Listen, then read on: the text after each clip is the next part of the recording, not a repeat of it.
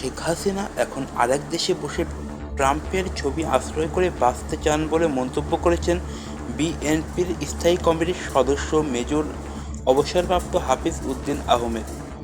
রবিবার 10 নভেম্বর জাতীয় প্রেস ক্লাবের জহুর হোসেন চৌধুরী হলে জিয়া পরিষদ আয়োজিত এক আলোচনা সভায় তিনি এসব কথা বলেন। তিনি বলেন, হাসিনা কত নিষ্ঠুর, কত ছাত্র হত্যা করেছে, রাষ্ট্র ক্ষমতার জন্য কত নির্মম ছিল।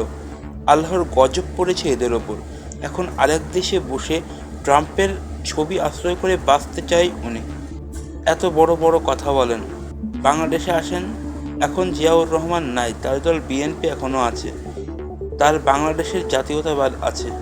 আমরা সবাই মিলে এদেশের স্বাধীনতা, সার্বভৌমত্ব রক্ষা করব। তিনি বলেন, বিগত 16 বছর আমাদের জন্য কঠিন সময় গেছে।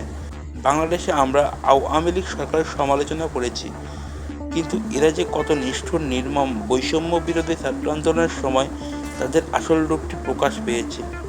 তবে বিগত 17 বছর বিএনপি এবং তার অঙ্গ সংগঠনগুলো যে কঠিন আন্দোলনে লিপ্ত ছিল, অনেকেই শহীদ হয়েছে, শাহাদাত বরণ করেছে।